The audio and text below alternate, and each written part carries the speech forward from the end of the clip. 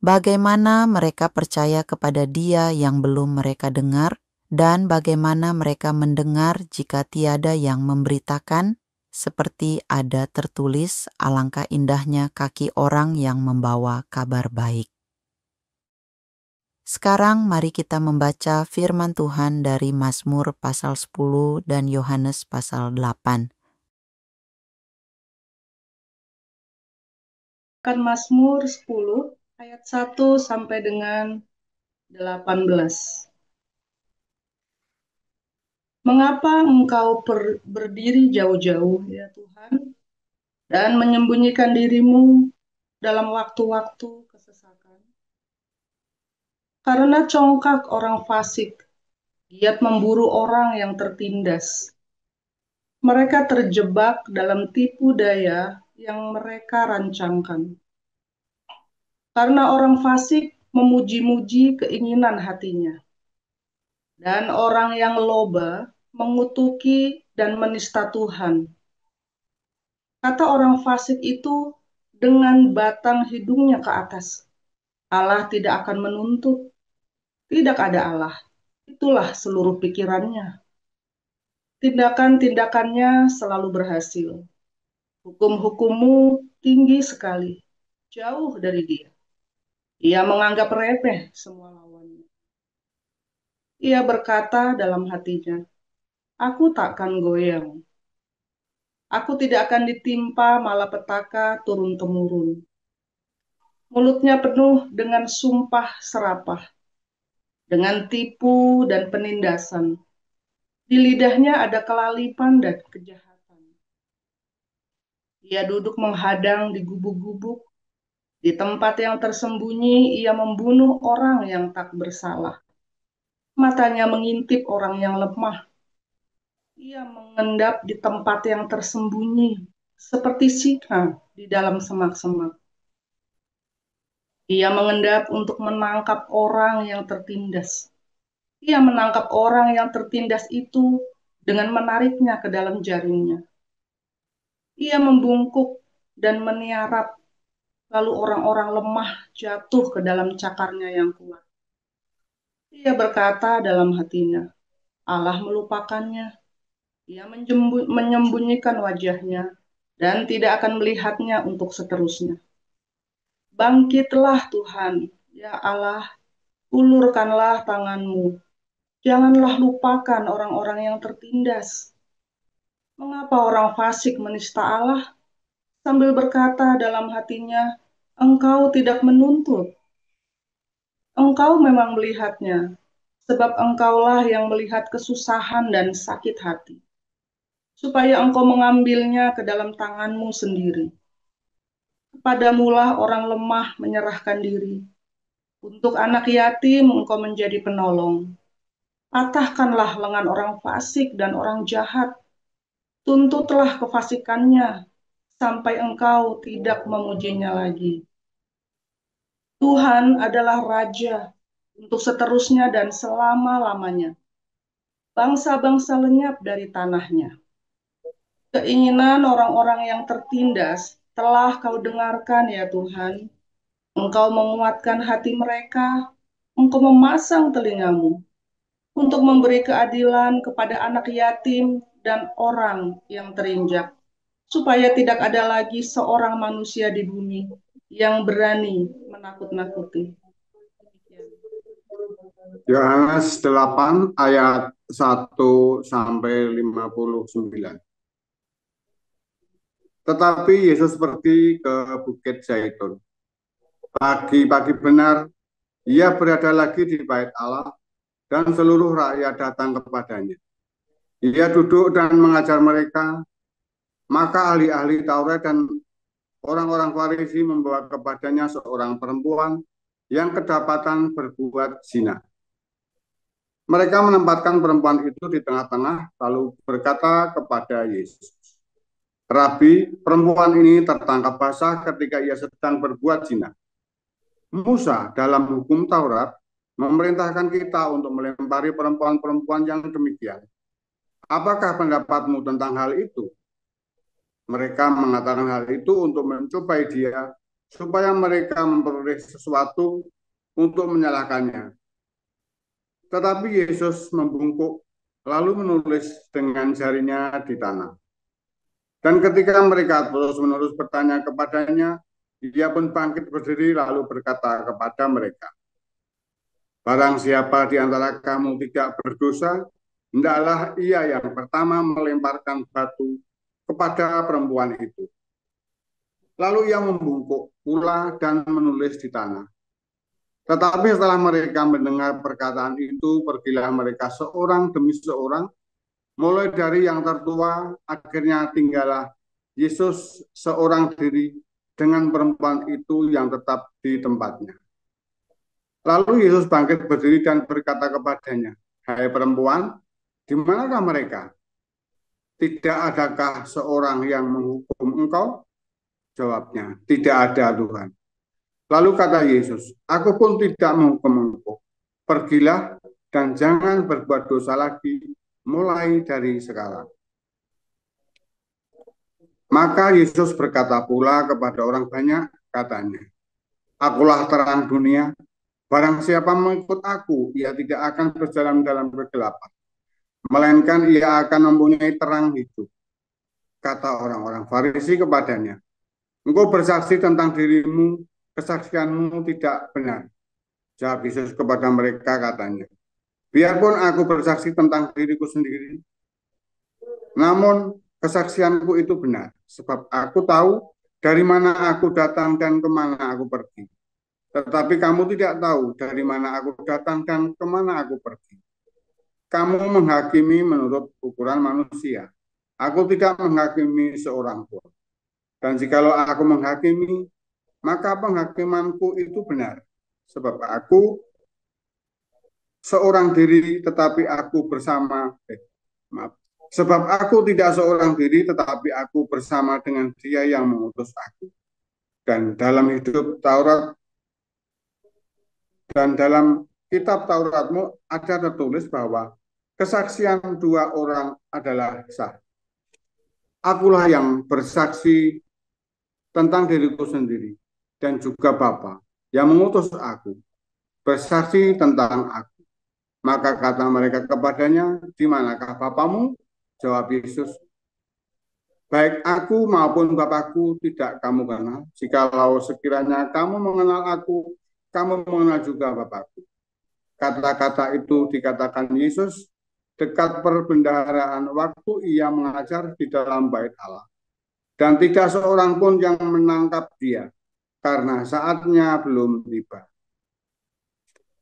Maka Yesus berkata pula kepada orang banyak, "Aku akan pergi dan kamu akan mencari aku, tapi kamu akan mati dalam dosamu. Ke tempat aku pergi tidak mungkin kamu datang." Maka kata orang-orang Yahudi itu, "Apakah ia mau bunuh diri?" Dan karena itu dikatakannya, "Ke tempat aku pergi tidak mungkin kamu datang." Lalu ia berkata kepada mereka, "Kamu berasal dari bawah, aku dari atas. Kamu dari dunia ini, aku bukan dari dunia ini. Karena itu tadi aku berkata kepadamu bahwa kamu akan mati dalam dosamu, sebab jikalau kamu tidak percaya bahwa akulah Dia, kamu akan mati dalam dosamu." Maka kata mereka kepadanya, "Siapakah engkau?" Jawab Yesus kepada mereka, "Apakah gunanya lagi aku berkata kepada kamu? Banyak yang harus kukatakan dan kuhakimi tentang kamu. Akan tetapi Dia yang mengutus aku adalah benar. Dan apa yang kudengar daripadanya, itu yang kukatakan kepada dunia." Mereka tidak mengerti bahwa ia berbicara kepada mereka tentang Bapa. Maka kata Yesus, "Apabila kamu telah meninggalkan Anak Manusia, barulah kamu tahu bahwa akulah Dia dan bahwa aku tidak berbuat apa-apa dari diriku sendiri, tetapi aku berbicara tentang hal-hal sebagaimana diajarkan Bapa kepadaku. Dan Ia yang telah mengutus aku, Ia menyertai aku. Ia tidak membiarkan aku sendiri, sebab aku senantiasa berbuat apa yang berkenan kepadanya. Setelah Yesus mengatakan semuanya itu, banyak orang percaya kepadanya. Maka katanya kepada orang-orang Yahudi yang percaya kepadanya, "Jikalau kamu tetap dalam firman-Ku, kamu benar-benar adalah murid-Ku, dan kamu akan mengetahui kebenaran, dan kebenaran itu akan memerdekakan kamu." Jawab mereka, "Kami adalah keturunan Abraham dan tidak pernah menjadi hamba siapapun. Bagaimana engkau dapat berkata, kamu akan merdeka?" Kata Yesus kepada mereka, "Aku berkata kepadamu, sesungguhnya setiap orang yang berbuat dosa adalah hamba dosa. Dan hamba tidak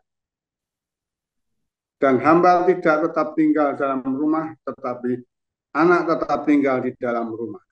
Jadi apabila anak itu memerdekakan kamu, kamu pun benar-benar merdeka. Aku tahu bahwa kamu adalah keturunan Abraham, tetapi kamu berusaha untuk membunuh aku, karena firman-Ku tidak boleh tempat di dalam kamu.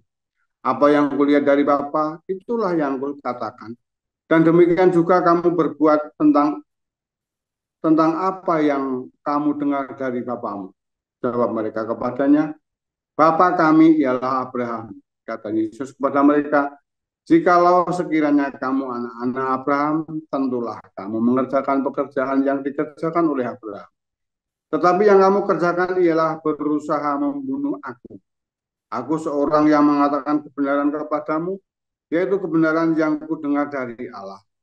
Pekerjaan yang demikian tidak dikerjakan oleh Abraham. Kamu mengerjakan pekerjaan bapamu sendiri." Jawab mereka, "Kamu tidak dilahirkan dari zina.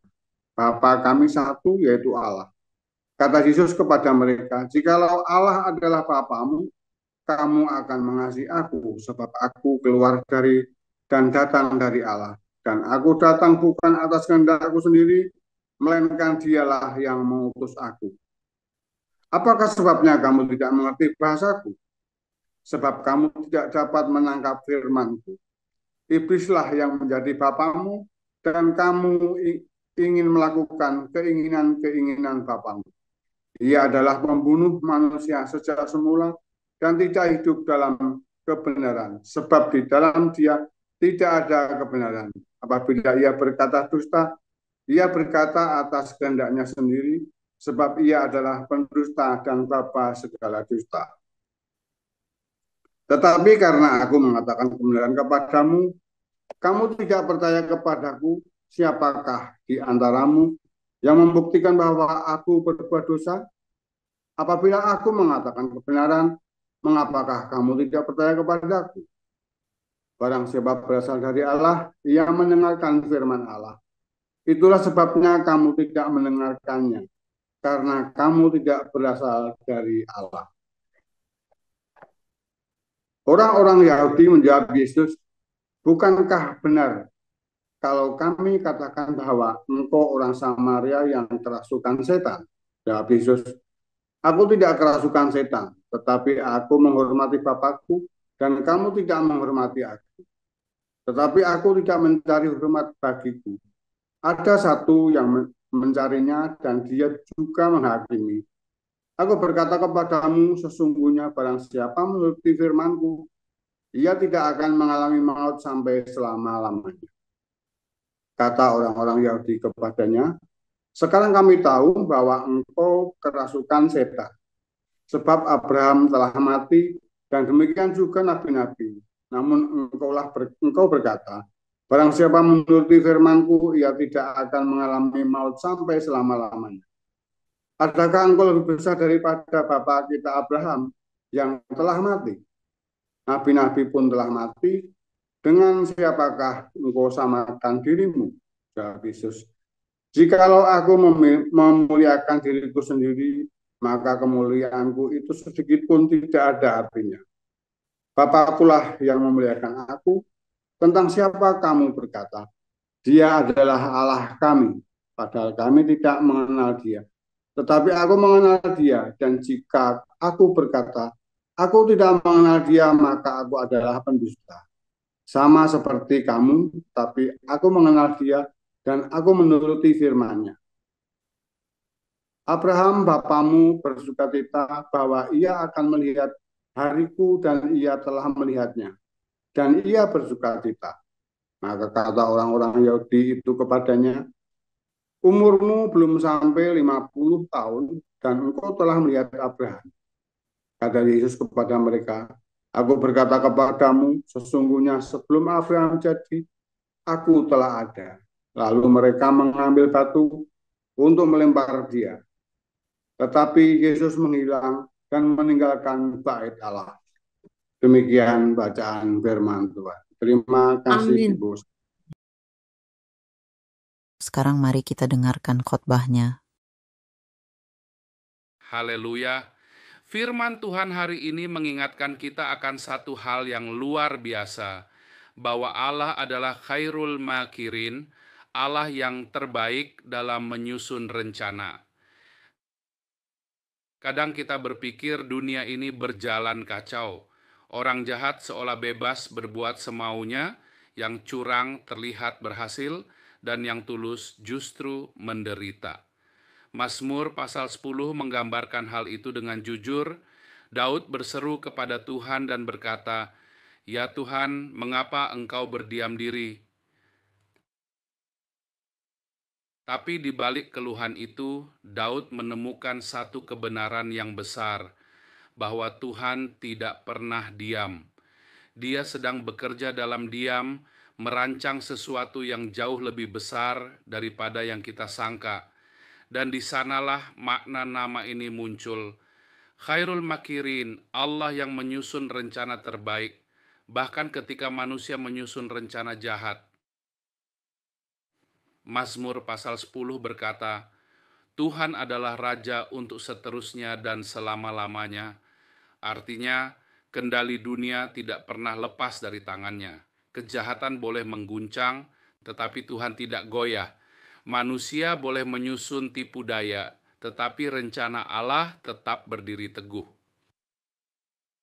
Itulah yang juga kita lihat dalam Yohanes pasal 8. Ketika para ahli Taurat dan orang Farisi menyeret seorang perempuan yang tertangkap berzina, mereka datang bukan untuk mencari kebenaran, tetapi untuk menjebak Yesus. Mereka ingin memakainya sebagai umpan agar Yesus terjebak dalam kata-katanya sendiri. Namun Yesus, khairul makirin itu, beritahu mereka berdiam diri, menulis di tanah, dan dalam keheningan itu ia membalikkan rencana mereka. Rencana yang dibuat untuk menghukum menjadi kesempatan untuk mengampuni. Rencana yang dimaksudkan untuk mempermalukan menjadi momen penuh kasih dan pengampunan. Saudaraku, itulah yang Tuhan lakukan juga dalam hidup kita. Kadang orang lain menyiapkan jebakan untuk menjatuhkan kita, kadang dunia tampak melawan kita, tapi Allah punya rencana yang lebih tinggi. Rencananya tidak pernah gagal. Dia sanggup membalikkan kutuk menjadi berkat dan aib menjadi kesaksian. Kita sering tidak mengerti saat sedang di tengah badai. Kita bertanya, Tuhan, di mana Engkau? Tapi Allah sedang mengatur langkah demi langkah, bukan untuk menghancurkan kita, melainkan untuk mengangkat kita pada waktunya. Ingat, khairul makirin tidak pernah terlambat, tapi juga tidak pernah terburu-buru. Waktunya sempurna. Mazmur pasal 10 menggambarkan orang fasik seperti singa yang bersembunyi untuk menerkam. Tapi Daud tidak berhenti di situ. Ia menulis, Engkau melihatnya sebab Engkau memperhatikan kesusahan dan kedukaan. Artinya, Tuhan tahu setiap air mata yang jatuh. Tidak ada satupun yang luput dari pandangannya. Begitu juga dalam Yohanes pasal 8, Yesus tidak melihat dosa perempuan itu untuk menghukumnya, melainkan melihat hatinya yang remuk. Ketika semua orang pergi, ia berkata, Aku pun tidak menghukum engkau, pergilah dan jangan berbuat dosa lagi. Di mata manusia, perempuan itu aib, tapi di mata Tuhan ia kesempatan kesempatan untuk menunjukkan betapa besar kasih dan kuasa pengampunan. Inilah yang disebut rencana Allah yang tersembunyi di balik penderitaan. Kadang yang kita anggap kehancuran justru adalah jalan menuju pemulihan. Yang kita kira akhir justru awal dari sesuatu yang baru. Ya, lihatlah Yusuf dalam Perjanjian Lama, dijual oleh saudara-saudaranya, dikhianati, difitnah, dipenjara. Namun di akhir kisahnya, Yusuf berkata kepada mereka, "Memang kamu telah mereka-rekakan yang jahat terhadap aku, tetapi Allah telah mereka-rekakannya untuk kebaikan." Itulah khairul makirin yang sejati, Tuhan yang mengubah rancangan jahat menjadi berkat. Mazmur 10 mengajarkan kita 3 hal penting. 1, jangan terkejut oleh kejahatan. Tuhan tahu semuanya. Kejahatan mungkin tampak menang sementara, tapi itu hanya sementara. 2, jangan kehilangan iman. Tuhan sedang bekerja meski kita tidak melihatnya. Dia tidak buta terhadap penderitaanmu. 3, jangan berhenti berserah. Karena di saat kita menyerah padanya, rencananya mulai bekerja dalam diam. Begitu juga dalam Yohanes 8, Yesus menunjukkan bahwa kasih selalu lebih kuat dari hukum tanpa belas kasihan. Ia tidak menolak kebenaran, tetapi ia menempatkan kasih di atas penghakiman, sebab kasih itulah yang mengubah hati. Coba kita renungkan, kalau Yesus menghukum perempuan itu, cerita itu akan berakhir dengan kematian. Tapi karena ia memilih mengampuni, cerita itu menjadi kehidupan baru. Itulah yang Tuhan lakukan, ia mengganti batu yang hendak melempar dengan tangan yang mengangkat. Berapa banyak dari kita yang pernah merasa dihakimi, dihina, atau ditinggalkan? Mungkin orang menutup pintu, tapi Tuhan selalu membuka satu pintu yang lebih besar. Dan seringkali pintu itu justru terbuka lewat hal-hal yang menyakitkan. Kadang kita tidak sadar Tuhan sedang menulis sesuatu di tanah hidup kita, seperti Yesus menulis di tanah waktu itu. Kita tidak tahu apa yang ia tulis, tapi kita tahu satu hal. Ia sedang menulis rencana terbaik untuk kita. Mazmur 10 juga berbicara tentang orang miskin dan tertindas. Dikatakan, sebab bukan untuk seterusnya orang miskin dilupakan, dan bukan untuk selamanya hilang harapan orang sengsara. Artinya Tuhan tidak pernah lupa. Dia tidak menutup mata terhadap keadilan. Cepat atau lambat ia akan bertindak. Dan saat Tuhan bertindak, semua rencana manusia menjadi kecil di hadapan rencananya. Sebab dia bukan hanya tahu masa depan, dia yang menulisnya. Dialah khairul makirin, Allah yang terbaik dalam menyusun rencana. Kadang kita berkata, Tuhan, hidupku berantakan, aku tidak tahu apa yang sedang terjadi. Tapi Tuhan menjawab, anakku, kamu belum melihat gambar besarnya. Dia seperti pelukis agung yang sedang menyelesaikan karya besar, dan kita baru melihat satu sudut kanvas. Kita lihat warna gelap, Tuhan melihat seluruh gambar dari awal sampai akhir. Dan ketika lukisan itu selesai, kita baru sadar bahwa semua warna gelap itu diperlukan untuk menonjolkan cahaya. Yohanes 8 juga menunjukkan hal luar biasa. Tuhan bisa memakai satu dosa untuk mengajar banyak orang tentang kasih karunia. Perempuan itu datang dengan rasa malu, tapi pergi dengan harapan. Para penuduh datang dengan batu di tangan, tapi pergi dengan hati yang tertunduk. Semua karena satu hal, khairul makirin membalikkan rencana jahat menjadi berkat. Saudaraku, mungkin hari ini kamu sedang dalam situasi yang tidak kamu mengerti. Mungkin kamu sedang ditipu, difitnah, atau dikhianati. Jangan takut, Allah tidak tidur. Dia sedang merangkai rencana yang akan membuatmu berkata suatu hari nanti, sekarang aku mengerti, Tuhan baik selama ini. Ingat, rencana Tuhan tidak selalu nyaman, tapi selalu sempurna. Kadang Ia membiarkan badai supaya kita belajar berlayar. Kadang Ia membiarkan pintu tertutup supaya kita tahu cara berdoa. Kadang Ia membiarkan air mata mengalir supaya kita belajar mengasihi. Jadi, jangan takut menghadapi proses. Orang boleh meremehkan, tapi Tuhan sedang mempersiapkan. Orang boleh menuduh, tapi Tuhan sedang menebus. Orang boleh berencana jahat, tapi Tuhan akan membaliknya menjadi kebaikan. Jadi, Mazmur 10 menutup dengan doa yang indah. Bangkitlah ya Tuhan, janganlah manusia merajalela. Biarlah bangsa-bangsa dihakimi di hadapan-Mu. Doa ini bukan hanya seruan keadilan, tetapi juga pengakuan iman bahwa di atas semua kekacauan dunia, Tuhan tetap Raja. Dan Yohanes 8 menutup dengan cahaya pengampunan bahwa kasih selalu punya kata terakhir. Bukan dosa, bukan penghukuman, tetapi kasih yang menebus dan mengubah hidup.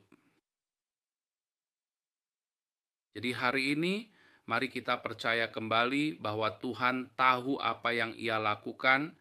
Dia sedang menulis sesuatu di tanah hidupmu. Mungkin kamu belum bisa membaca sekarang, tapi suatu hari kamu akan mengerti. Setiap luka, setiap air mata, semuanya bagian dari rencana agungnya. Khairul Makirin tidak pernah gagal. Dia tahu bagaimana menulis kisah yang sempurna bahkan dari kertas hidup yang kusut. Dia tahu bagaimana mengubah abu menjadi keindahan, air mata menjadi pujian, dan penderitaan menjadi kekuatan. Jadi jangan menyerah, karena yang menulis kisah hidupmu bukan manusia, tetapi Allah sendiri, Khairul Makirin, Allah yang terbaik dalam menyusun rencana. Haleluya. Mari kita hidup dengan iman karena rencana Tuhan selalu lebih indah daripada rencana kita sendiri. Amin.